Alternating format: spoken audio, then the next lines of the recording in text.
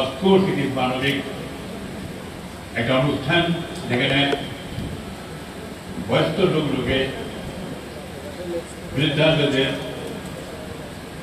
দারকোলা থেকে দুটা শহর ইসলামপুর আর দারকোলা এই দুটা শহর থেকে দেখা হয়েছে তাদের সম্মান করার জন্য। এই অনুষ্ঠানে আমাদেরও ডেকেছে এসপি সাহেব উপস্থিত থাকার জন্য। আমাদের ইসলামপুরের এসডিও আইএস, ইনি আইপিএস, উনি আইএস। খুব গর্বের ব্যাপার আমাদের যে আমাদের ইসলামপুর জেলা, ইসলামপুর পুলিশ জেলা এবং উত্তর দিনাজপুর জেলার এসডিও সাহেব ইসলামপুরের এরা আইএস এবং আইপিএস। আমি আগে বলেছি যে আইএস আইপিএস এরা আস্তে আস্তে উঠে তারা ভারতকে চালাচ্ছে। এদের মাথা এরা অত স্টাডি করতেছে, অত লেখাপড়া করতে হয়েছে যে সব ব্যাপারে এদের জানা দরকার। সেন্ট থেকে বুঝিয়ে যে কোথায় কি করতে হবে। সেই জন্য এরা ভারতকে চালাচ্ছে। এই আইএস আইপিএস নেই, আমাদের প্রত্যেকটা রাজ্যকে চালাচ্ছে আইএস আইপিএস করতে। আমাদের ইসলামপুরে আজকে আমাদের আইএস আইপিএস রাখছে। খুব ভালো লাগছে আমার, যেটা অর্ডিনারি সার্টিফিকেট বা অর্ডিনারি জেলা মনে করা হয়নি, যে কোনো সাধারণ অফিসারকে দেওয়ার কারণ। আমাদের মমতা ব্যানার্জি নেত্রী, পশ্চিমবঙ্গের মুখ্যমন্ত্রী প্রত্যেকটা সার্টিফিকেট প্রত্যেকটা জেলার জন্য, এই জন্যই উনি আইএস আইপিএস সিলেকশন করে রেখেছেন। আমি আজকে এখানে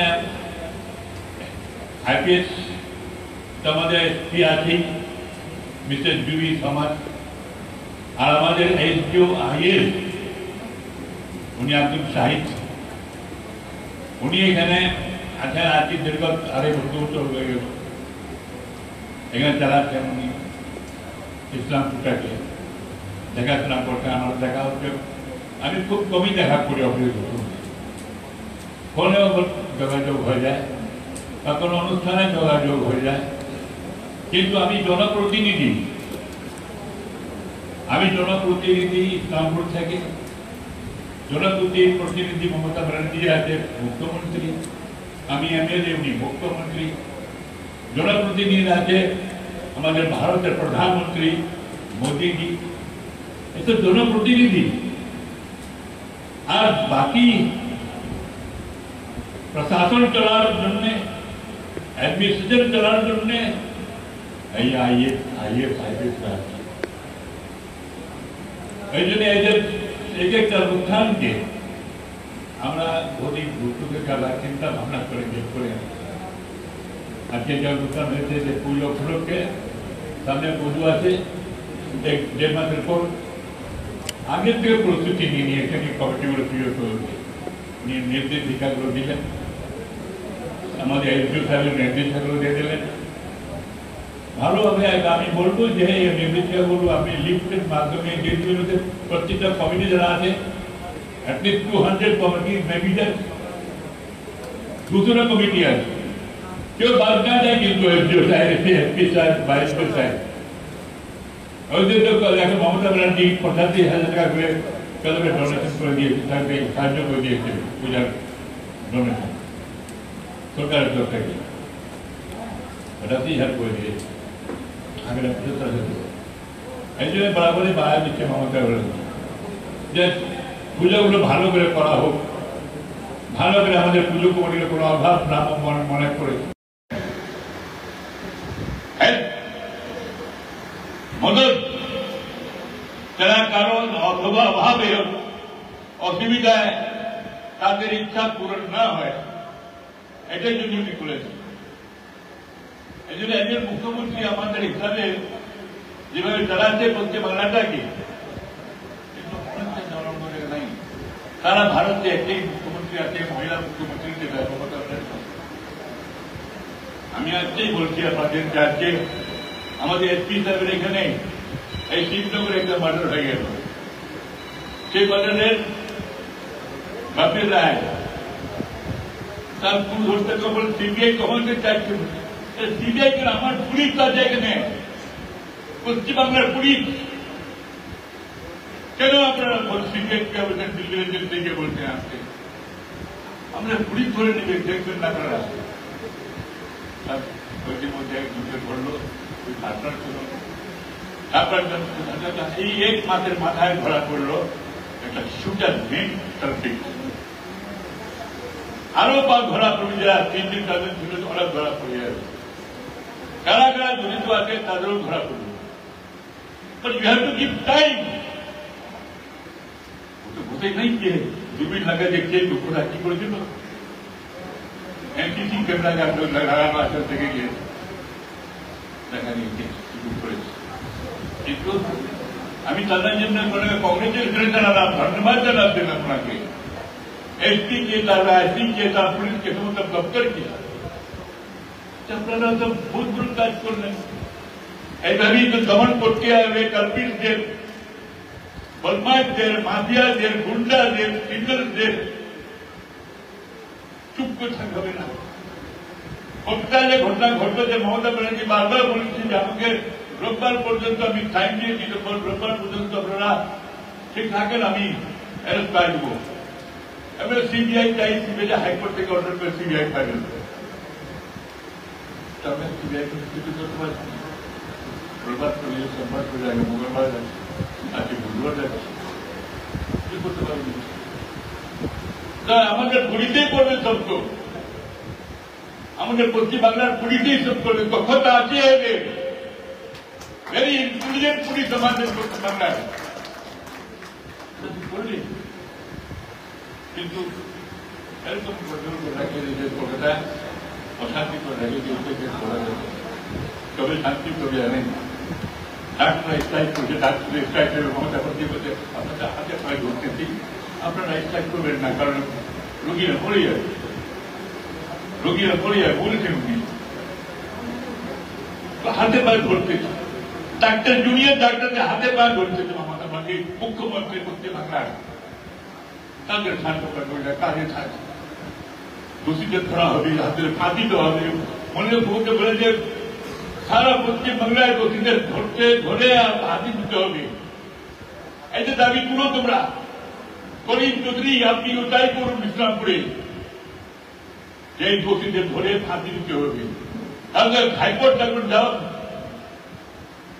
বিল দিলে রেহাই দিয়ে দেয়, হাইকোর্টের কোন এই জন্য হাইকোর্টের বলার জন্যই আমরা সমস্ত পশ্চিমবঙ্গের মানুষকে জাগ্রত করেছি যে দোষীদের ফাঁসি দিতে হবে। এই ঘটনা বাজে ঘটনার জন্য, চিন্তাজনক ঘটনার জন্য আপনারা ফাঁসি দিবেন, এই জন্যই মমতাজি বলেছে। এই জন্য আমাদের সমস্ত জায়গা আমরা তাই করেছি। এখনো কিছু রাজনীতির স্বার্থ পূরণ করবে কিছু লোক ওকে গ্রহণ করে রেখেছে, ঠিক ছোট ছোট করবো না, বহুত ঘৃণাজনক ঘটনা ঘটেছে, আমি ছোট করতে যাচ্ছি না। কত বড় ঘটনা ঘটিয়েছে সেটাকে আমরা সবাই সমর্থন, সবাই চাচ্ছি যে একদম বাজে ঘটনাকে সাজা হওয়া দরকার। বলবো না, এটা বলেছিল জ্যোতি বসু মাথায় প্রজা মুখ্যমন্ত্রী, কিন্তু ওটা আমরা বলি না। আমরা মুখ্যমন্ত্রী মমতা ব্যানার্জি এটা বলে না, তখন থেকে দুটি লেগে আছে। এই জন্য আপনাদের নিয়ে বলবো এটাই, আজকে পুজো আসতেছে, আমাদের সমস্ত পশ্চিমবাংলার পুজো বানানো হবে। আজকে আমাদের ইসলামপুরের এসপির অনুষ্ঠানের মাধ্যমে আমাকে সমস্ত এখানে পুজো কমিটির লোকগুলো ডাকা হয়েছে, আমাদের বিভিন্ন লোকের ডাকা হয়েছে, নেতা কর্মীদের ডাকা হয়েছে। সকলকে বলা হয়েছে যে সামনের দিন আমরা চাইছি যে পশ্চিমবাংলায় থাকুক, কিন্তু রাজনীতির কিছু লোক দাঁড়াচ্ছে, চক্রান্ত চালাচ্ছে, ষড়যন্ত্র করতেছে, মমতা ব্যানার্জিকে জব্দ করেছে।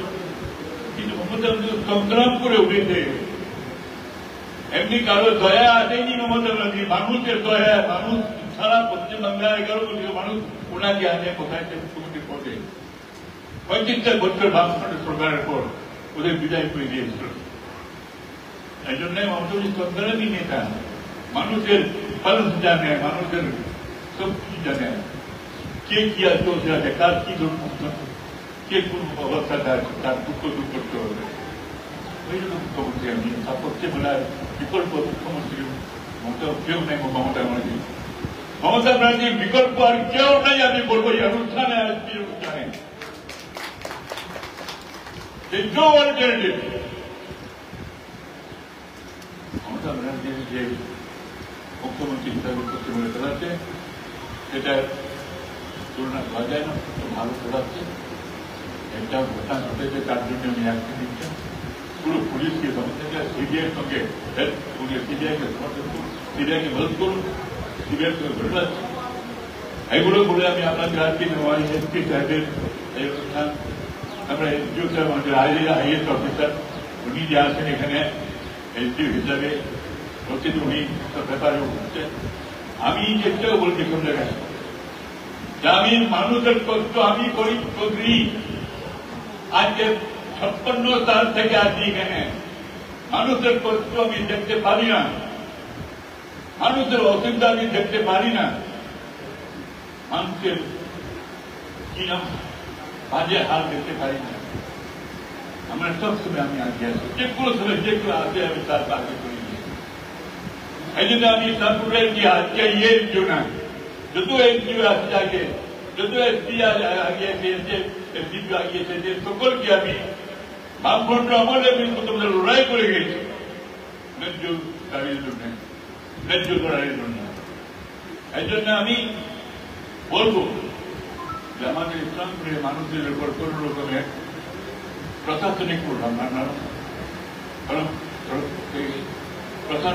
প্রশাসনিক কোন হামলা, কোন অত্যাচার, কোন রকমের হারানি আমার ইসলামপুরে সাধারণ মানুষের যেন না হয়। আমি এসপি সাহেবকে এসডিও সাহেবকে এই বক্তব্য রেখে আমি বক্তব্য পেশ করছি। জয় হিন্দ, খুদা হাফেজ।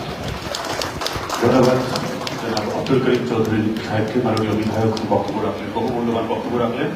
এবারে আমাদের এই সমন্বয় সভায় উপস্থিত আছেন father Ananda Das, pastor freedom free will baptist church এর পক্ষ থেকে অনুরোধ করছি ওনার বহুমূল্যবান বক্তব্য পেশ করার জন্য।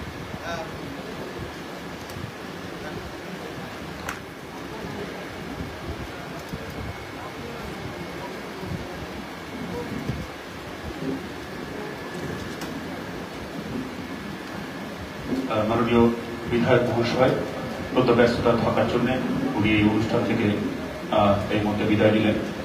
আমরা আমাদের অনুষ্ঠান